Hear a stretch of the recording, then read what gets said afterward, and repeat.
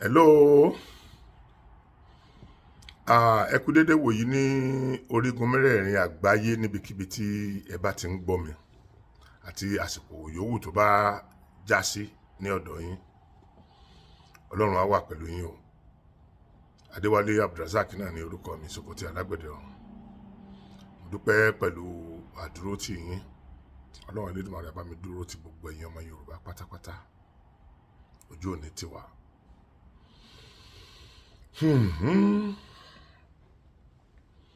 Ẹ̀yin ọmọ Yorùbá, wàhálà wà o. Wàhálà wà, Ọlọ́run ní jẹ́ kí wàhálà ó jẹ́ ti ìran tiwa o. Wàhálà wà o. Wàhálà wà o. Àwọn èèyàn kan wà tí a máa ń pè lẹ́ranko, ṣùgbọ́n wọ́n gbà pé ẹranko làwọn. Wọ́n wá sọ fún wa pé àwọn lóòótọ́ ẹranko làwọn, ṣùgbọ́n àwa ni ewé táwọn ń jẹ. Àwa ni ewé, ọmọ Yorùbá ni ewé tí àwọn ìran yẹn ń jẹ. Ẹranko làwọn, ewé làwa. Ṣẹ̀nà pé ewé lẹranko ó jẹ, so àwa làwọn ń jẹ sanra. Síbẹ̀síbẹ̀ náà bá ṣe ń sọ tó àfúrà. Tí ọmọ Yorùbá kan bá kówó jẹ nílẹ̀ Yorùbá, mo jẹ́rìí ìran mi, wọ́n á kọ̀ndẹ́mù ẹ̀, wọ́n á jáde, wọ́n á ṣe tó yẹ kí wọ́n ṣe, wọ́n á sọ̀rọ̀ tó yẹ kí wọ́n sọ. Wọ́n ní wo ọmọ ìyá ta ló jẹ́, kò ní ní mínítì wọn, because Yorùbá ò fẹ́ kéèyàn ṣàbúrú. Ìta ń ṣe yẹn, mo rí pé ló dáa jù láyé, pé àwọn ò faramọ́ káwọn èèyàn tiwa kí wọ́n ṣe báyóbáyó nínú ìṣàkóso ìjọba. Àwọn complain, a sọ̀rọ̀, a bú wọn. Ṣùgbọ́n tó bá jẹ́ pé bẹ́ẹ̀ náà ni wọ́n ń ṣe kárí gbogbo region yòókù ni ìbá dáa. Bí gbogbo region yòókù ò bá wá ṣe bẹ́ẹ̀, ẹ dákun torí Ọlọ́run. Ṣé òmùgọ̀lá wa nìyẹn ni àbí báwo? Ẹ dákun, ẹ bá mi tù. Tó bá jẹ́ pé nǹkan táwa ń ṣe yẹn láti satisfy kí ìrẹ́pọ̀ wà láàrin orílẹ̀-èdè, tó bá jẹ́ pé bẹ́ẹ̀ náà làwọn yòókù náà rí, Ọlọ́run gbọ́, mi ò ní sọ nǹkan kan, màá máa fẹ́ ká máa ṣe bẹ́ẹ̀ lọ. Ṣùgbọ́n gbogbo ń táwa máa ṣe yẹn, àwọn yòókù ò kì í rí bẹ́ẹ̀. N tó sì ń dùn mí jù ni wípé bí gómìnà kan bá kówó jẹ ní ibì kan lókè ọ̀yà, wàláì owó ọmọ Yorùbá ló jẹ. Torí tẹ́ ẹ bá lọ wádìí state yẹn, ẹ lọ béèrè revenue tí ìjọba ń rí láti state yẹn, ẹ lọ béèrè ẹ̀ bóyá ó tó ìdá kan nínú ìdá ogún iye allocation tó ń gbà lóṣù. Ó túmọ̀ sí pé àwọn other money tí wọ́n hard pẹ̀lú tiẹ̀ yẹn ó ń wá from other regions. Kò dẹ̀ sí region tí ọ̀pọ̀lọpọ̀ náà ti ń wájú ọ̀dọ̀ wa yìí lọ. Tá bá lọ sókè ọ̀yà, tá bá pa region méjì pọ̀, region ni mo pè ó, kìí ṣe state. Tá bá pa region méjì pọ̀, tá bá calculate owó ìṣúná wọn tí ìjọba àpapọ̀ ń rí lára wọn lóṣù kan, tá bá pa gbogbo ẹ̀ pọ̀, kò tí ì tó nǹkan tí ìjọba àpapọ̀ ó rí lára Lagos State nìkan nílẹ̀ Yorùbá. Lagos State nìkan ni mò ń sọ nílẹ̀ Yorùbá. Economic Lagos State ó ju ti ọ̀pọ̀lọpọ̀ country lọ. Bọ́n ṣe ń grow yẹn náà, gbogbo tó tún fi yẹ ká máa grow jù bẹ́ẹ̀ lọ, federal government nígbà lọ́wọ́ wa. Ọlọ́run ló mọ̀ bí tí Lagos State ọba ti grow dé lónìí, ká ní kò sí àsanwó orí burúkú rẹpẹtẹ yẹn tó jápá àwa là jẹ́ káwọn other states survive. Other states ọ̀nà bí wọ́n bá tún wá create local government, àárín ara wọn ni wọ́n ti máa create ẹ̀. Wọ́n ní create local government bí Aṣíwájú Bọ́lá Ahmed Tinubu ẹ̀ láì tí yín. 20 local government ní Lagos State wà nígbà tí Kano State wà ní 20 local government. Ẹ dákun ẹ wòye local government tí Kano ní bẹ́ẹ̀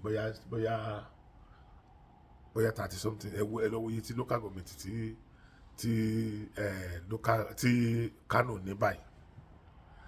Àwa wà lórí 20. Aṣíwájú Bọ́lá Ahmed Tinubu create more developing kìíní tí ó yẹ kí wọ́n bá wa approve kó di local government ní Lagos State. Bógo ṣe ń jẹ́ tọ́lọ́hún. Ẹni tí à ń fojú pọ̀ mọ́ wa ní wọ̀ tí kì í sọmọ wa ló wà lórí oyè ìgbà náà lọ. Wọ́n wá approve ẹ̀ mọ́ tójú Lagos State rí nípa pé wọ́n sísì owó òṣùnà wọn tí wọ́n máa ń fún àwọn local government lóṣooṣù. Tí kò bá jẹ́ pé Ọlọ́run lo ẹni tó wà ń bẹ̀ gbà náà tí wọ́n ní ọpọlọ ń tàwé ìkọlá àmà wí lórí Lagos State. Ṣé rí ọ̀rọ̀ yìí kì í ṣe gbogbo wa ló lè dùn létí ẹ̀ o. Kì í ṣe gbogbo wa ló àwọn kan wà tí àìdí president kí ni orúkọ ẹ̀ ọmọ Atiku àìdí president Atiku tó sì dùn wọ́n. Àìmọye wà àwọn ọ̀pọ̀lọpọ̀ àwọn wà tó jẹ́ pé àwọn nǹkan wà tó jẹ́ pé àìdí president Obi ó ń dùn wọ́n lọ́wọ́lọ́wọ́. So gbogbo tí mò ń sọ yìí kò lè dùn létí wọn, kò ní mínì sí wọn. Ọlọ́run dẹ̀ ní jẹ́ kó ní mínì sí wọn. Ọlọ́run ní jẹ́ kó ní mínì sí wọn. Torí ẹni tó bá ń gbálẹ̀ nílẹ̀ máa mọ́ fún gbogbo àwa tá a bá fọwọ́ ti ilẹ̀ Yorùbá lórí pé òkè àní ṣubú. Gbogbo wa náà ni àwọn alálẹ̀ Yorùbá ó ṣe dáadáa fún. Wọ́n dẹ̀ díjú fún ẹni tí ò ṣe dáadáa fún wọn. Èpè kọ́ wọ́n díjú fún ẹni tí ò ṣe dáadáa fún wọn. So ibi tí mo wá ń sọ̀rọ̀ lọ ni wípé ẹ dákun ẹ gbọ́ àwọn owó kàǹkà tí ń gbórí nílé ayé mi. Ìgbà tí bàbá wa Fẹlá wà láyé, gbogbo ohun tí bàbá wa Fẹlá sọ sílẹ̀ láyé láti bẹ̀rẹ̀ dópin ó wá ń ja Nàìjíríà bí èpè lọ́wọ́ báyìí torí ẹ sọ nǹkan ẹyọ kan tí bàbá wa Fẹlá sọ tí ò wá sí ìmúṣẹ. Ẹ sọ ẹ dárúkọ ẹyọ kan tí ò wá sí ìmúṣẹ, tí ò rí bí Fẹlá ṣe sọ.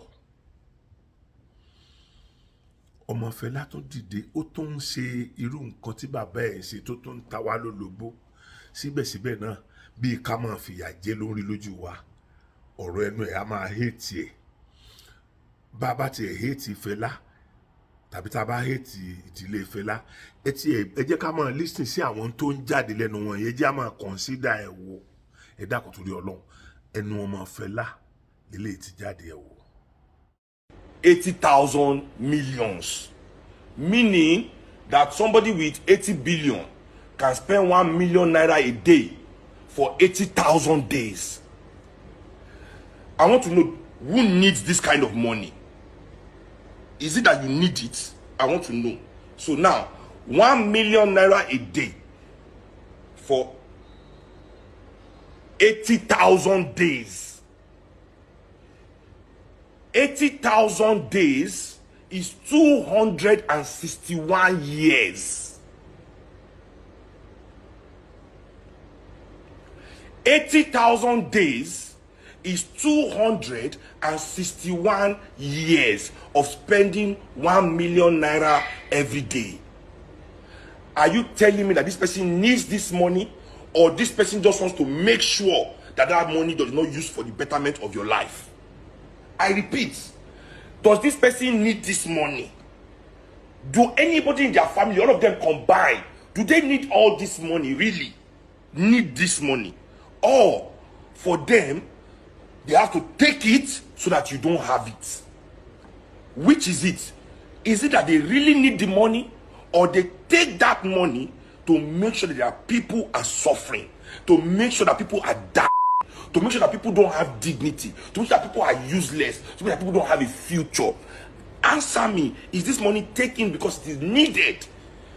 1 million naira every day for 80,000 days for 261 years, that nobody alive in his family today will be alive when that kind of money will finish. Do you need it, or you are just so wicked and you have planned with people that hate your people to make sure that your job is to make sure that your people never see that money in their lives. Because you can steal 10 billion, you can steal 5 billion and be okay, you can steal 1 billion and be okay, but you choose 80. There's a reason, and not be only bail low. Ladies and gentlemen, we see they following a Mefele drag case. How much they, all the use of card, they indict them, find them guilty. All these governors, now nothing they happen to them. Now, so when Ambode come out for governor of Lagos State, I mean when Ambode enter as governor of Lagos State, no kind atrocity, no list against Fashola. So they say they use 100 million naira do only websites, billions.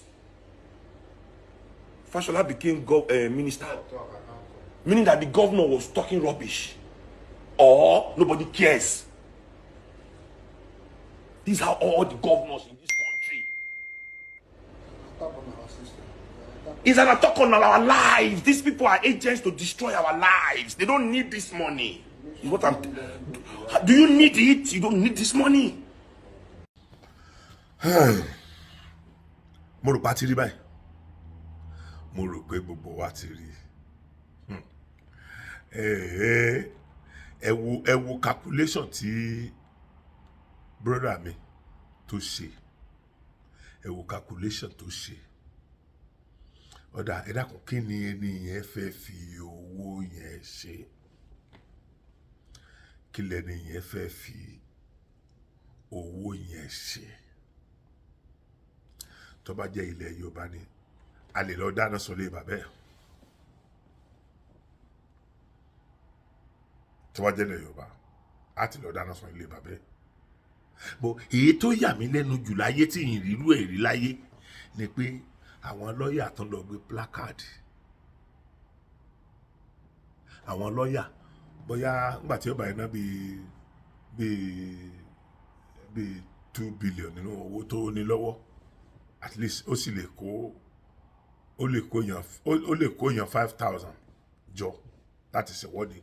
Láfítà tó ti káwọn èèyàn kájọ tó ti ṣèwọ́de, àwọn lọ́yà náà, ẹ dákun torí Ọlọ́run, ẹ bá mi, lọ́yà ń lọ jà nítorí wípé EFCC fẹ́ mú ẹnìkan tó kó owó jẹ. Gbogbo àyè náà ládèjọ́ máa ṣe pé ìjọba ò ṣe dáadáa. Ìjọba ò ṣe dáadáa. Tí wọ́n bá tó ti gbé ìgbésẹ̀ àti ṣe dáadáa, àwa látọ̀ máa frustrate ìgbésẹ̀ yẹn. Látọ̀ máa frustrate ìgbésẹ̀ yẹn. Ẹ dákun torí Ọlọ́run, nínú gbogbo ẹni tó ti ṣe EFCC rí, ẹ̀ṣọ́ ẹyọ kan tó fi ara rẹ̀ kúrò nípò yẹn. Adé ń gbà náà kó máa ṣẹlẹ̀ bẹ́ẹ̀. Adé ní ọpọlọ àti ronú wípé àwọn èèyàn tẹ́ni ti ṣe ń jàǹbá tó ti gbowó lọ́wọ́ rẹ̀ ńgbà tó wà ní EFCC, tó ti gba owó tí ìyẹn ti tọkàn ti balẹ̀ lórí, tó ti wò pé òun ti kó jẹ gbé tán ti gbà padà. Lè dàrú pé àwọn ni wọ́n wá ń padà ṣe ọ̀tá àwọn ni wọ́n ń padà hun wàhálà sí wọn lẹ́sẹ̀ tá a fi ń yọ wọ́n bí ẹni yọ jìgá. Àti ẹ̀gbọ́n yìí tí ó kò ń bẹ̀ tó jẹ́ pé gbogbo owó wa ni wọ́n fi ń kó èrò lọ sí ìlú òyìnbó, lọ sí tí wọ́n bá ń lọ Mẹ́kà, tí ó lè jà bí 25-50 ní ó tẹ̀lé. Tí wọ́n bá lọ ìlú òyìnbó, wọ́n ṣùtù ni wọ́n gbà.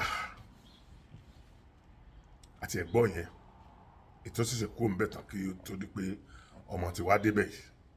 Àti ẹ̀gbọ́n yẹn pé ìyẹ̀wò sí rárá. Ṣùgbọ́n gbogbo ẹwo Nuru Ribadu àtàwọn míì náà tó ti ṣe. Ẹ dákun, ṣe bí orílẹ̀-èdè frustrate wọn kó lórí ipò yẹn náà ni. A frustrate wọn ni. Okay, having said that, ẹ wo nǹkan tí bọ̀bọ̀ ọmọ Yíbò kan náà, ẹ wo nǹkan tí òun náà tún sọ. Ẹ dákun ẹ wo. When we are full of wickedness, I just read under the news that Emefiele has just returned 4 trillion naira. It is not 4 million. It's not 40 million. It is not 400 million. It is not even 1 billion. Not 2 billion. Not 4 billion. Not 40 billion. Not 90 billion. Not 900 billion. 1 trillion. Not 1 trillion. not 2 trillion, not 4 trillion naira. One person, as the former governor of the returned to Nigeria Federation account. And such person belongs to a church. He goes to have to say, God, I thank you. Now, I don't see the reason why I say they're supposed to boil Emefiele. They're supposed to boil lamb inside water. In fact, right now, they're supposed to go hang am for bush, just leave am there.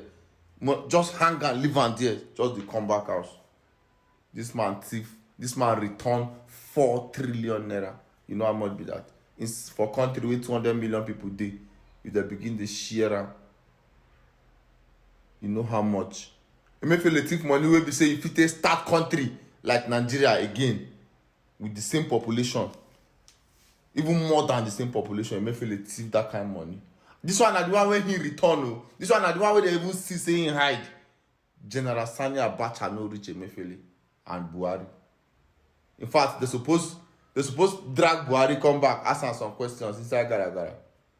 Emefiele, you be the world richest criminal. You. God, what do you do? What do you do if you near God? Make I know think of some. Ṣé ti yẹn náà? Ìyẹn náà kì í sọ ọmọ Yorùbá o. Ọmọ Ìgbò ni o. Ọmọ Ìgbò ni o. Lè gbọ́ nǹkan tí òun náà tó sọ yẹn. Àwọn ọmọ Yorùbá ẹ̀rù wá ń bà mí o. Ẹ̀rù wá ń bà mí o. Ẹ̀rù wá ń bà mí o. Ṣùgbọ́n ọ̀nà táwa ń gbà ja ogun tiwa ló ṣẹ̀rù bà mí. Bí wọ́n bá mú gbogbo àwọn tán jẹ́wọ́ yẹn náà, tí wọ́n bá tún mú wọn dé court, judiciary wa ti bàjẹ́ dójú àmì, ó ti bàjẹ́ kọjá bó ṣe yẹ.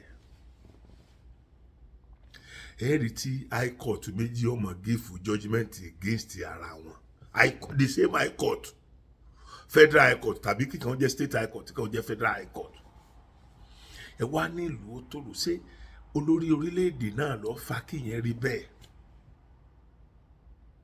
Tí wọ́n bá gbé olè dé court, tó bá ti ready àti náwó, wọ́n bá kéèsì yẹn jẹ́ máa lò, wọ́n bá kéèsì yẹn jẹ́ padà.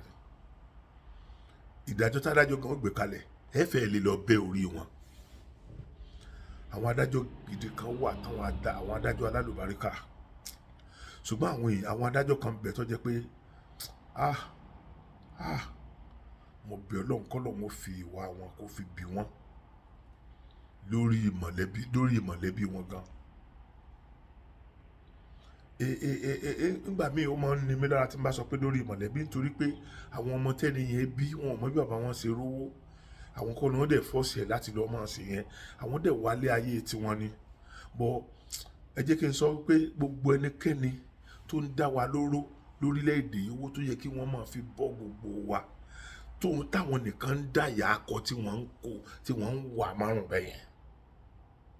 Ọlọ́run, tó bá jẹ́ pé lóòótọ́ ẹ̀yin lẹ sọ pé ayé lẹ̀san wà, ẹ jẹ́ kí wọ́n gba ẹ̀san yẹn kí wọ́n tó kú. Ọlọ́run, ẹ bá wa fi ojú wọn gbolẹ̀. Ọlọ́run, ẹ bá wa gbé wọn sórí àìsàn tí wọ́n wò títí dọjọ́ òkú wọn tí wọ́n bá ti kó ń pọ̀. Àìsàn tí wọ́n wò títí dọjọ́ òkú wọn, ẹ bá wa gbé wọn sórí ẹ̀. Now, having said that, ẹ dákun, àwọn adájọ́ wa, ẹ wò, ẹ jẹ́ kí n fi kíní kan hàn. Ẹ wo ìdájọ́ tí àwọn ilé yìí ṣe fún ẹni tó kó owó wọn jẹ, ẹ wò. A billionaire is sentenced to death for swindling nearly 3% of Vietnam's GDP in one of the biggest frauds in history. I'll explain. Trung My La, the 67-year-old billionaire, was charged with fraud amounting to 12.5 billion, nearly 3% of the country's 2022 GDP. She swindled the cash from Saigon Commercial Bank for over a decade. Vietnamese law prohibits any individual from holding more than 5% of the shares in any bank, but prosecutors say that through hundreds of shell companies and people acting as her proxies, Trung My La actually owed more than 90% of Saigon Commercial Bank. They accused her of using that power to appoint her own people as managers and then ordering them to approve hundreds of loans to the network of shell companies she controlled. The amounts taken out are staggering. Her loans made up 93% of all of the bank's lending. According to prosecutors, over a period of 3 years from February 2019, she even ordered her driver to withdraw 108 trillion Vietnamese dong, more than 4 billion in cash from the bank. The cash, which weighed at least 2 tons, was stored in her basement. According to experts, this is one of the largest financial crimes in world history, let alone in Vietnam. She is now sentenced to death. This is a rare verdict. She is one of the very few women in Vietnam to be sentenced to death for a white-collar crime. She has 15 days to appeal the court's decision. A family member of La told reporters she will.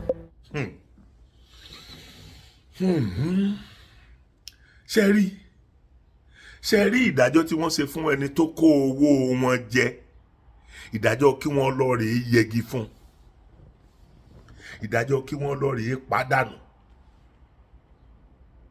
ìdájọ́ kí wọ́n lọ rèé pàdánù.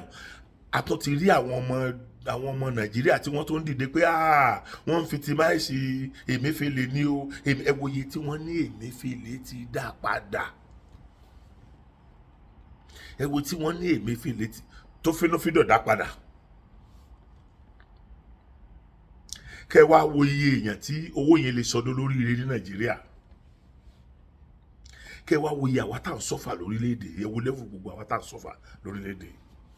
Kẹ́ wá wo bínú owó yẹn bá wà nínú ìṣúná wa. Kẹ́ wá wo bóyá ó yẹ kára ó ní wa tó báyìí.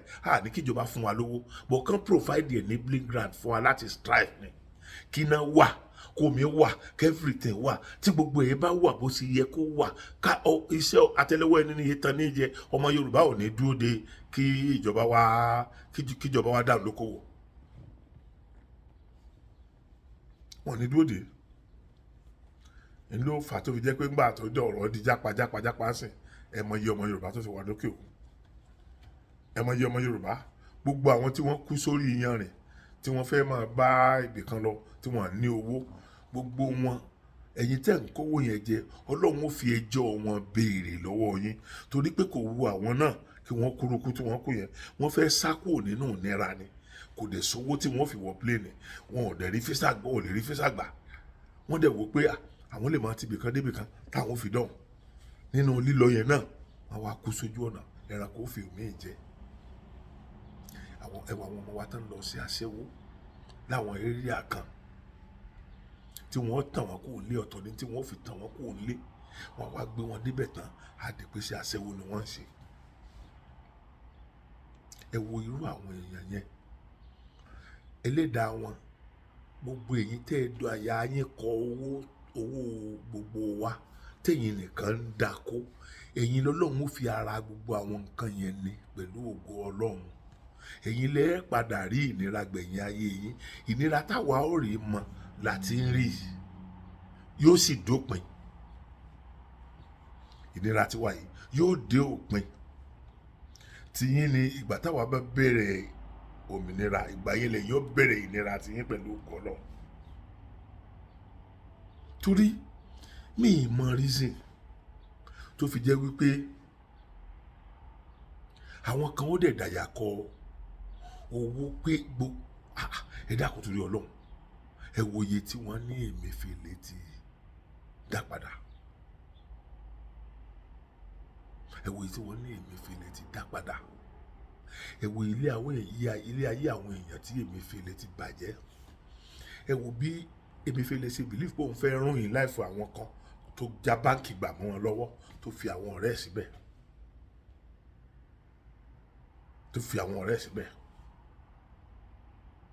ẹ dákun,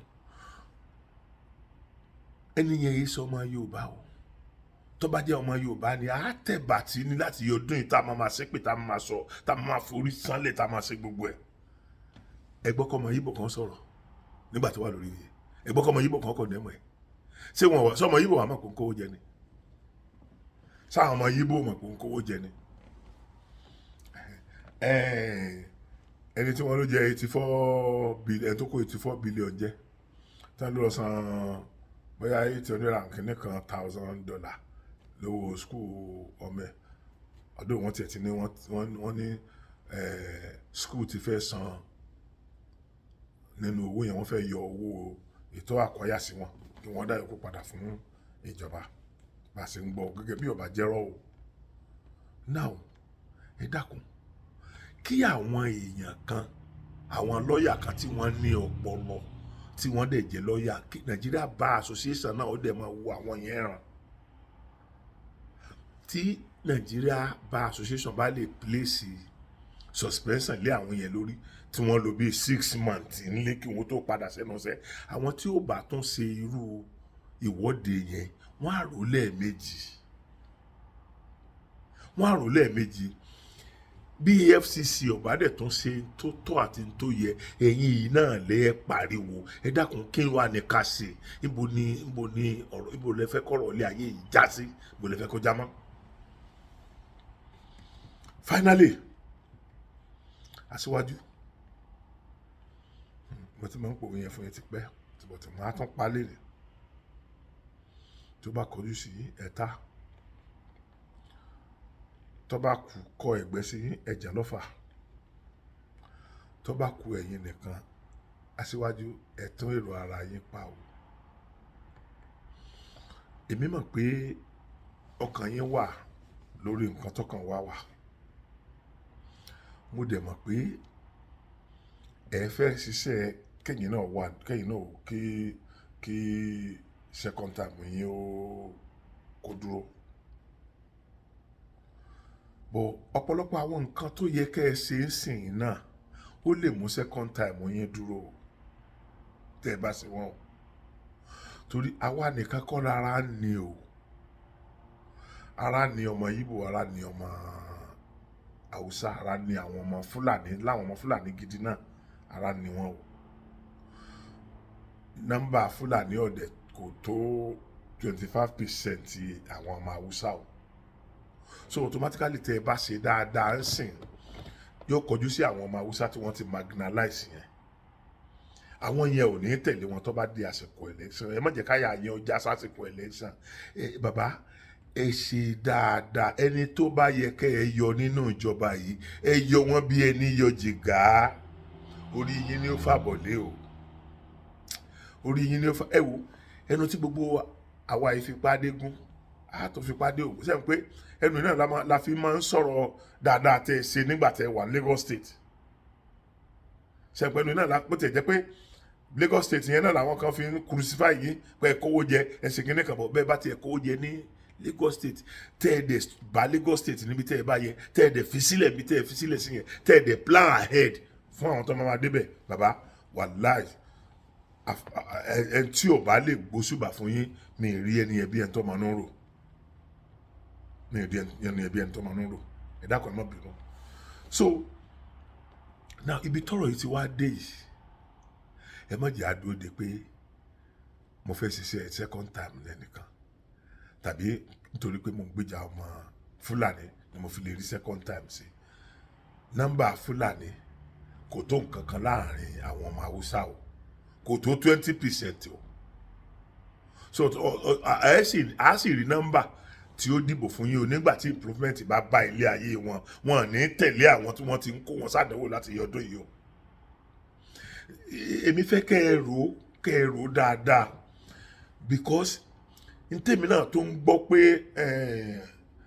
wọ́n wá ń fi à ń ṣe ìpàdé bí àjọṣepọ̀ tó múnádóko ó sì wà láàrin àwọn àgbẹ̀ wa àti àwọn Fúlàní. Ó dangerous o. Ó dangerous o. Àti recognize wọn officially. Ẹ wo ohun tí wọ́n ń gbélé ayé tiwa ṣe o. Ẹ wo ohun tí wọ́n ń ṣe fún àwọn èèyàn tiwa. Bàbá ẹ wo ohun tí wọ́n ń ṣe fún àwọn èèyàn tiwa o. Gbégun ẹni bá dẹ̀ máa jó orí máa ń yá atọ́kùn ni o. Orí ò yá wa pẹ̀lú tó ń ṣẹlẹ̀ yìí mọ́ o. Lóòótọ́ ẹ̀ ń ṣe àwọn nǹkan dáadáa lábẹ́nú. Lóòótọ́ ẹ ti ṣe dáadáa sínú ìran wa. Bó tilẹ̀ jẹ́ pé bí kálukú náà ṣe ń ṣe tí kálukú bá dórí oyè nìyẹn, kálukú náà máa roko sí ọ̀dọ̀ rẹ̀ ni. Tí o ti yí ìkọlà kọ̀kọ́. Ṣùgbọ́n a dúpẹ́ pé ọ̀pọ̀lọpọ̀ ọ̀pọ̀ tí ọmọ Yorùbá ò dé rí, àsìkò tí yìí ni wọ́n débẹ̀. A dúpẹ́ yẹn. Gbogbo ọmọ Yorùbá tí wọ́n bá wá gbé sípò tí ìwọ náà wàá rí bí ẹni pé ipò tí wọ́n gbé wọn náà sí tí ìwọ náà ti ń rówó tínú ẹ̀ ń dùn yẹn, ìwọ náà ní láti fa àwọn kan gòkè nílẹ̀ Yorùbá. Ó máa tán lọ́wọ́ ẹgbẹ̀yìn náà ni o. Gbogbo ẹni tó bá ṣe bẹ́ẹ̀ tí ó tó kàn jẹ́ pé ó kàn ń wà á mọ́ yà ni wọ́n fi ọ́ sípò tí ìwọ náà ò rí àwọn èèyàn fi sípò tó ò rí àwọn èèyàn kankan ràn lọ́wọ́ nílẹ̀ Yorùbá, wọ́n dẹ̀ ràn wọ́n lọ́wọ́, wọ́n fi ọ́ ṣe mínísítà tàbí wọ́n fi ọ́ ṣe MD ibì kan tàbí wọ́n fi ọ́ ṣe DG ibì kan, tí wọ́n wà ní ẹnì kankan tó lè fà lọ́wọ́, tí wọ́n náà lè fà wọ́n lọ́wọ́ sókè kí gbogbo ẹ̀ ó lè kanra wọn, kó lè kan ìdílé kọ̀ọ̀kan tó ò ní ẹnì kankan tó lè ṣe bẹ́ẹ̀ fún. Ọlọ́run ó bí ọ́ o, wàláì Ọlọ́run ó bí ẹ́, Ọlọ́run ó bí ẹ́. Ṣé rí ẹ̀bẹ̀ tí mi fẹ́ bá ẹ aṣíwájú ni pé àwọn ọmọ ẹ̀dá yìí pẹ́ padà lẹ́yìn èèyàn o. Ṣé pé kò tí ì yẹ kẹ́ máa gbọ́rọ̀ ọ̀rọ̀ lẹ́nu tèmi náà tí mò ń sọ̀rọ̀ yìí. Tó bá burú tán ẹ̀yin nìkan ni ó kù o. Tó bá burú tán ẹ̀yin nìkan ni ó kù o. Ẹ wo àdánwò tó bá wà lórí epo yìí bàbá. Mo bi yín ní question kan àti ìgbọ̀n kankan lórí ẹ̀ pé ṣé wọ́n sabotage yín ni àbẹ́yìn náà kàn lajú lẹ̀ tí gbogbo àwọn àdánwò yẹn fi accumulate tó fi resort sí yẹn ni. Ṣé gbogbo àwọn tí wọ́n wà ní NNPC bàbá, ṣé dandan ni káwọn kọjá àwọn yẹn náà ló máa wà ń bèèdì sí ni? Ṣé ẹ gbọ́dọ̀ sáàkì yẹn lé NNPC ni bàbá? Ó ṣe jẹ́ pé gbogbo àwọn tó ń bà á jẹ́ títí dì sìn, a gbọ́ pé subsidy ò sí, pé wọ́n ń tàn wá jẹ ní. Àwọn tí wọ́n wà ń di ètò yẹn wọ́n jáde wọ́n sọ̀rọ̀, wọ́n sọ pé kò sí nǹkan kan tó yẹ subsidy. Àti ẹ̀wà gbà pé òkè ẹ̀yin lẹ̀ yọ subsidy yẹn ló jẹ́ kówó epo wọn. Now àwọn tí wọ́n sọ owó yẹn dọ̀ wọ́n láì jẹ́ pé wọ́n ń ná owó yẹn, àwọn náà wọ́n tó wà níbẹ̀ dì sìn bàbá, àwọn náà lẹ tó ń bá ṣe ṣe dáadáa tó lórí ìyẹn rárá. Sẹ́rí bí ọba jẹ́ wípé wọ́n fíìlì pé wọ́n dìtẹ̀ gbàjọba, ẹ jẹ́ kí wọ́n dìtẹ̀ gbàjọba kẹ́ ẹ wá wò pé Nàìjíríà ti gbọ́n ju gbogbo yẹn lọ.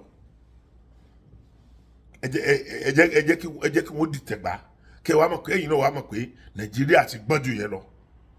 Nàìjíríà ti gbọ́n ju kẹ́nìkan wá ní sọ́jà kan gbàjọba ń sìn ká máa dunnú ká máa yọ̀. Nàìjíríà ti gbọ́n kọjá gbogbo yẹn o, kò ní wọ́ọ̀kù o. So therefore ẹ má bẹ̀rù bàbá. Ṣe rí tẹ̀yin bá ń ṣe dáadáa, orí àwọn majority tẹ̀ ń ṣe dáadáa fún yẹn ní òní jẹ́ ká burú ó ṣẹlẹ̀. Orí àwọn minority yẹn kò lè dá nǹkan kan ṣe fún yín nígbà tẹ̀yin bá ti ń ṣe dáadáa. Mo bẹ̀ yín Aṣíwájú Bọ́lá Ahmed Tinubu, mo bẹ̀ yín ẹni ìpàdé pé kí àwọn àgbẹ̀ jókòó, àwọn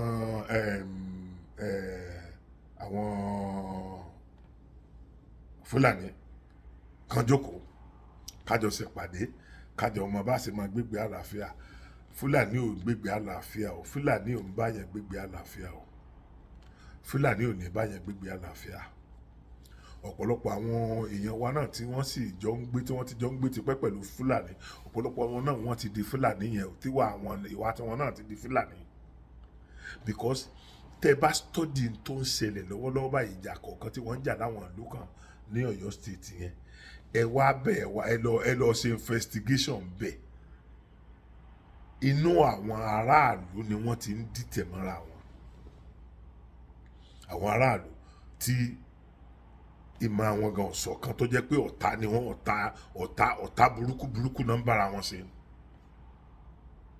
ni wọ́n ń pe olè kó wá jà. Àwọn náà wọ́n tó wá gbẹ́nu òkè tí wọ́n máa ké pé ìjọba ò ṣe nǹkan kan fáwọn, ìjọba ò ṣe dáadáa fáwọn, ìjọba ò ṣe gbá, ìjọba ò ṣàwó. Kí fídíò yọmọ gàgàn jù bàbá, èmi tó fi eléyìí sí yín ní gbẹ́rẹ́ ìpàkọ́ ni o. Mo fi eléyìí, ilẹ̀ Yorùbá yìí yọ ọ̀yàn ń gbọ́ òjò. Ìgbà ẹ̀rùn ni máa ń yọ ilẹ̀ Yorùbá yìí yọ, kì í yọ̀ ń gbọ́ òjò. Ìgbà ẹ̀rùn ni máa ń yọ ọ̀yàn ṣubú o. Ẹ nídìí láti ṣọ́ra. Now ẹ̀yin dẹ̀ mọ̀ pé ẹ̀yin ni ẹni tí aráyé ti fẹ́ yan jẹ, tí wọ́n ti fẹ́ sun jẹ tẹ́lẹ̀ ni. Ẹ̀yin náà wá fi epo para, ẹ tún wá lọ dúró sẹ́gbẹ̀ẹ́ iná kí wọ́n tì yín dúná lóko. ọlọ́run ní jẹ́ wọ́n tì yín lu náà bàbá, wọn ò ní tì yín lu náà o, orí ọmọ yorùbá ò ní jẹ́ wọ́n tì yín lu náà o, ṣùgbọ́n gbogbo ń tẹ́ ẹ gbé dání ẹ fi ran ọmọ yorùbá lọ́wọ́ bàbá, ẹ fi ran ọmọ yorùbá lọ́wọ́. Tó bá jẹ́ wípé kálukú ti dúró ní ìdúró tiẹ̀, ifun gẹ́gẹ́ bí mi ṣe ń sọsẹ́, àní tó bá jẹ́ restructuring lásán la kọ́kọ́ rí ṣe lásìkò tìyìn lẹ́yìn ṣe restructuring tó múnádóko, wàláhì ọkàn ó balẹ̀. Kálukú ó ríra rẹ̀ lájòjì tó bá wà ń lu àjòjì. Kálukú ò ní lè tàpá sí òfin ọmọ onílẹ̀ tàbí òfin àwọn tó ní ìlú tó nílẹ̀, wọn ò ní lè tàpá sí, nítorí wípé àwa ò lágbára àti stọ́pù sẹ̀rí àtànṣe ní nọ́ọ̀tì, nǹkan tó wù wọ́n nìyẹn. The same orílẹ̀-èdè la wà, wọ́n dá àṣẹ tí wọ́n pa ní nọ́ọ̀tì, wọ́n ń ṣe sàríà. So sẹ̀rí àtànṣe ṣe wọ́n ń ṣe láàrin ara wọn ni wọ́n lè gbé débí. Ṣùgbọ́n gbogbo tá à ń gbọ́ náà ni pé ntí àwọn fúlàní sáàún gbogbo táwọn fúlàní sáàún wọ́nà náà ni pé kí gbogbo ìlú ó di tàwọn, tí mo dẹ̀ mọ̀ pé ọlọ́run ò lè fún wọn sí. Ṣe rí ọ̀pọ̀lọpọ̀ ọ̀rọ̀ ni mo ti gbọ́ lẹ́nu ìgbà tí mo kó nàìjíríà yìí, àmì tiẹ̀ mọ̀ pé àwọn èèyàn tiẹ̀ mọ rírì mi tó bẹ́yẹn. Iṣẹ́ tó ti wà nílẹ̀ nàìjíríà fún mi sí ọlọ́run ló mọ̀ yẹ. Iṣẹ́ tíátà kan ni mo ń sọ o, iṣẹ́ ká tójú bọlé, ká tú àṣírí àwọn nǹkan kan, ká sọ nǹkan kan tó ń ṣẹlẹ̀ níbì kan, ká bi àwọn àgbààgbà léèrè pé kí la ṣe débí, tàbí àbàbá bóyá ń bo la ń lọ, tàbí kí ni eléyìí ṣe ń ṣẹlẹ̀. Ó ti pọ̀ nílẹ̀ fún mi rẹpẹtẹ báyìí, tí mo kàn ń bẹ̀ wọ́n pé ẹjọ́ torí ọlọ́run, ẹjọ́ torí ọlọ́run, jóni màdé, jóni màdé, jóni màdé. So ẹ wo, mo bẹ̀ wá àwọn ọmọ yorùbá, ẹ jẹ́ ká fi sùúrù ká fi wá nǹkan tá à ń wá yìí o. Ní tá à ń wá yìí ó ṣe é rí o, ó ṣe é gbà láì jagun o. Àwa ò wá ogun ńlẹ̀ yorùbá o, a fẹ́ fi ẹ̀mí ara wa kí òmìnira yẹn o, torí kómìnira yẹn bá wa láyé náà ńlá fẹ́, tá a bá wá ní fi ẹ̀mí ara wa kí, ṣebí kan lélẹ́yìí. History is rife with examples of countries that have successfully separated and developed economically. The USA, for instance, split from the UK in 1776, and has since grown into one of the world's leading economies. Belgium, too, separated from the Netherlands in 1830 and has thrived since then. And who can forget Singapore, who split from Malaysia in 1965, allowed it to transform into a global financial hub. One might argue that separation is an avenue for healthy competition for development. Cases in point are Singapore and Malaysia, India and Pakistan, and the triad of Norway, Denmark and Switzerland. Each of these separations has led to a surge in development, with each nation striving to outdo the others. In the course of history, several nations have chosen the path of peaceful separation. East Timor, for instance, split off from Indonesia in 2002, marking a new chapter in its history. Similarly, Ireland severed ties with the United Kingdom in 1921, leading to the establishment of the Irish Free State. In 1944, Iceland chose to peacefully separate from Denmark, demonstrating that nations could part ways without resorting to violence. This tradition of peaceful separation was also evident in 1905 when Norway and Sweden decided to go their separate ways. One of the most notable examples, however, is the partition of the British India Dominion into India and Pakistan in 1947. Although plagued by communal violence, the actual process of partition was carried out through peaceful means, highlighting that even in the most challenging circumstances, peaceful separation is possible. These examples underscore the fact that nations can honorably separate from each other, fostering an environment of mutual respect and understanding. But let's not forget, separation is not about war. It's about recognizing when a union no longer serves its purpose and making the decision to opt out, just as Ireland did with the United Kingdom in 1921, and as Iceland did with Denmark in 1944 with remarkable ease. It's about giving peace a chance and separating honorably. Countries have also found power in rejecting the names imposed on them by colonizers. Burma became Myanmar, Upper Volta transformed into Burkina Faso, and Gold Coast emerged as Ghana. Each of these nations took control of their identity, and in doing so, set the stage for their own development. So, what does all this mean for Nigeria? It could mean that a peaceful separation is the key to resolving the current ethnicity crisis and spurring economic development. It could mean that a friendly competition between the North, West, and East could lead to significant progress for all. In summary, history shows us that peaceful separation can lead to economic development and resolution of ethnic crises. It shows us that there's nothing wrong with opting out of a union that no longer serves its purpose, and that doing so can, in fact, lead to a surge in growth and development. It shows us that taking control of one's identity, as many countries have done by rejecting their colonial names, can be a powerful catalyst for change. This then could be the roadmap for solving the Nigerian ethnicity crisis and spurring economic development. It's a path that requires courage and conviction, but one that could lead to a brighter future for all Nigerians. As we continue our exploration, we must understand that this proposition is not just a call for separation but a comprehensive plan, a clarion call for Nigeria to embark on a transformative journey. The potential benefits of separation and restructuring are vast, and they include fostering lasting peace, regional autonomy, and collective prosperity. This transformative journey is about acknowledging the past, understanding the present, and shaping a better future. It's about recognizing that unity does not necessarily mean uniformity, but can also mean diversity in unity.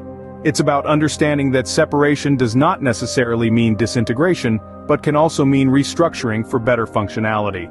As we move forward, it's crucial for Nigeria to consider these possibilities, to weigh the potential benefits against the potential drawbacks, and to make decisions that serve the best interests of its people. This is not just a journey for Nigeria, but a journey for every Nigerian, a journey towards a brighter future, a journey towards a new dawn. ṣé bẹ́ẹ̀ gbọ́ ìgbà tí Amẹ́ríkà gbàjọba lọ́wọ́ British ṣé bẹ́ẹ̀ gbọ́ àti tí wọ́n dá dúró ìgbà tí kálukú ṣé bí náà lẹ ti gbọ́ nínú fídíò tẹ́ wọ́n sìn èwo lẹ gbọ́ pé wọ́n jagun gbà ni so kátẹ̀wá tó wá ní wọ́n jagun gbà ni bó tiẹ̀ ṣe yé pé àrí kankan tá jagun gbà yẹn ká tó wá ní èèyàn lè jagun gbà ogun táwa ọjà nílẹ̀ Yorùbá làwa ń fogun jara wa àwa Yorùbá àwa ń fogun jara wa ní ogun ẹnu a máa pírèsì àwọn ẹlòmíì nínú ẹwọ gbogbo àwa tá à ń ṣe sọ̀rọ̀sọ̀rọ̀ yìí gbogbo ẹnikẹ́ni nínú wa tó bá ti jẹ́ wípé ọ̀rọ̀ kárí òmìnira ilẹ̀ Yorùbá gbà tí ò jẹ́ lógún tó jẹ́ pé kàn ń sọ lórí àwọn nítorí tráfíkì ni kí àwọn alálẹ̀ Yorùbá kí wọ́n bá wa dá ẹ̀mí wọn légbodò gbogbo ẹnikẹ́ni ẹ má bínú pé mò ń ṣe pé gbogbo ẹnikẹ́ni tó bá ti jẹ́ wípé ọ̀rọ̀ tá à ń sọ a kàn ń sọ ni kò ká wa lára kò dénú tó jẹ́ pé nítorí pé àwa traffic tàbá ń wá owó ni ẹlòmíì á pariwo fòó bí ẹni pé iná gbígbà tí iná ń jó ìrọ́dẹ̀ nítorí owó ṣé bí àwọn ọ̀rọ̀ kan lèmi ṣàlàyé yìí mi ìpariwo mi ìdáyàjá àyàn mi ìdẹ́rùbà anybody now ṣé a láti kọ́kọ́ kúdeku ni a nídìí láti kúdeku ẹ kàn máa dẹ́rùbà àyàn kẹ́ ẹ máa dẹ́rù àwọn audience wọn náà dẹ̀ tí wọ́n ti use mọ́ ntínú wọn máa ń dùn sí ni ìyẹn náà máa credit instead kẹ́ ẹ sọ fún wọn wípé irú nǹkan yẹn ò dáa tó nídìí àti máa dáyàjára wa tí n bá fẹ́ sọ fún yàn wípé ẹ dákun ẹ̀yin èèyàn mi ẹ jọ̀ọ́ o a gbọ́ pé àwọn Fúlàní ti dé ibi báyìí ẹ dákun torí Ọlọ́run ojúlára kan fi sọrí o ṣé àmì pé mo ti complain lórí àwọn tó débẹ̀ nìyẹn ṣùgbọ́n irọ́ ni èyí ọ̀sọ́ wọ́n ti pa àyàn wọn lọ́gọ́rùn-ún yẹn wọ́n ti pa o láì débẹ̀ ẹ má jẹ́ àṣẹ yẹn mọ́ ẹ má jẹ́ ká ṣe yẹn mọ́ gbogbo ọpọlọ tá a fi ń ṣe yẹn ẹ jẹ́ ká fi ro nǹkan tá a lè ṣe nírọ̀wọ́rọsẹ̀ tí ó mú kí n táwọn tẹ̀ wá lọ́wọ́ èmi ṣe mọ̀ pé láti ayédáyé ni mo ti máa ń pera mi ní unrepentant person nínú àwọn wá òmìnira ilẹ̀ Yorùbá unrepentant person ni mi o ọ̀nà tí mò ń gbà wá ó ti yàtọ̀ sọ́nà tí mò ń gbà wá tẹ́lẹ̀ tàbí kí n sọ pé kò yàtọ̀ nítorí pé bẹ́ẹ̀ mi ṣe ń wá náà ni mò ń wá yìí bó tilẹ̀ jẹ́ pé mò ń báwọn èèyàn kan fà á lórí bọ́n ṣe ń wá ní tiwọn pé a lè wá bẹ́ẹ̀ yẹn kárì inú mi dẹ̀dùn pé àwọn náà ti rí ibi tó já sí báyìí ẹ̀yin ó díẹ̀ sí wa náà ẹ̀yin náà ń kó wa ṣìnà ẹ̀ ń kó wa ṣìnà ẹ̀ ń kó wa ṣìnà gbogbo ẹni tó bá ti ń sọ̀sọ́kùsọ tàbí tó bá ń dẹ́rù ba gbogbo èèyàn àwọn yẹn lè máa tẹ̀lé tán bá upload nǹkan ń sìn kó tó 1 hour 5,000 yẹn 10,000 yẹn ti wò owó tí ó ṣe èmi ní jàǹbá ọlọ́run bẹ́ẹ̀ náà kí n rí owó ẹkún mi bẹ́ẹ̀ náà kí n rí nínú lórí Sokoti TV mi bẹ́ẹ̀ náà owó ẹkún lórí Sokoti TV so ẹ dákun torí ọlọ́run mo bẹ̀ wá mo fi orúkọ ọlọ́run bẹ̀ wá mo fi orúkọ ọlọ́run bẹ̀ wá ẹ jọ̀ọ́ torí ọlọ́run ẹ jọ̀ọ́ torí ọlọ́run ẹ jọ̀ọ́ torí ọlọ́run ẹ jọ̀ọ́ torí ọlọ́run ẹ jẹ́ ká ṣe mẹ̀dọ̀ nílẹ̀ Yorùbá gbogbo nǹkan tó ń nù wá yìí ẹ jẹ́ ká farabalẹ̀ wá gbogbo nǹkan tó ti ń nù wá ẹ jẹ́ ká farabalẹ̀ máa gba nǹkan wa padà ariwo ò ràn ariwo táwọn èèyàn ń pa yìí ò ràn kájọ gbé ọpọlọ kalẹ̀ ni kájọ gbé ọpọlọ kalẹ̀ inú wa dùn pé àwa tá a láwọn wá orílẹ̀-èdè Yorùbá tàbí táwọn wá region nílẹ̀ Yorùbá wọ́n kúkú ti rí wípé kì í ṣàwa la fẹ́ dìtẹ̀ gbàjọba inú gbogbo aládùn ló dùn pé wọ́n ti rí yẹn gbogbo wa náà ládẹ̀ ti jẹ́ kàn mọ̀ pé àwa ò mọ̀ ń pa yẹn àwa ò dẹ̀ rẹ́dì láti fi pájọ gbàjọba ní orílẹ̀-èdè yìí ṣùgbọ́n ẹ̀tọ́ wa ni láti béèrè fún nǹkan tá a bá fẹ́ nígbà tá a bá ti wà violent àbí kéèyàn máa lọ lọ́bọ̀n máa sọ́jà lọ́wọ́ kéèyàn máa lọ lọ́bọ̀n máa lọ́pàá lọ́wọ́ ọ̀n lè kọ́ sí pé a fẹ́ gba Yorùbá nation so yẹ kó débẹ̀ yẹn ni kó yẹ kó débẹ̀ yẹn ẹ jẹ́ ká bára wa sọ̀rọ̀ ẹ jẹ́ ká bára wa sọ tọ̀rọ̀ ẹ jẹ́ ká wá ń tà ń wá yìí lọ́nà tó yẹ inú mi dùn pé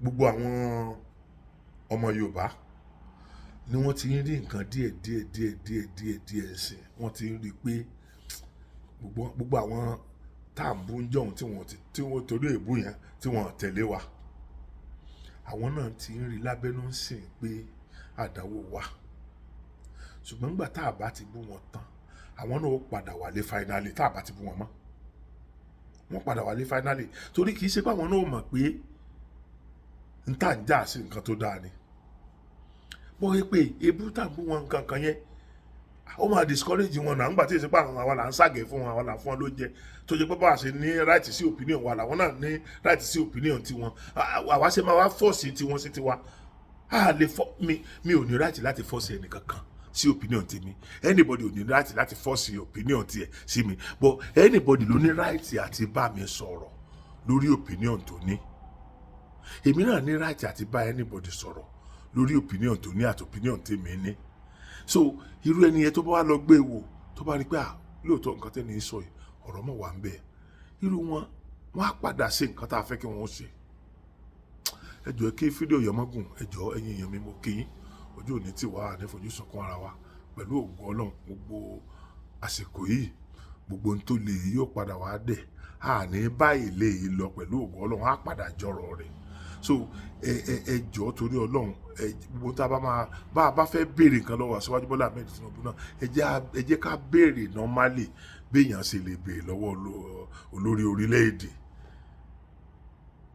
ẹ jẹ́ ká béèrè ẹ má jẹ́ gbogbo ohun tá a ti gbé sẹ́mi nígbà tá a ní ìyapa ẹnu yẹn ẹ jẹ́ kó kúrò lẹ́mìí wa ojú òní tiwa àní fojú sunkún ara wa ẹ ṣé mo dúpẹ́ thank you very much.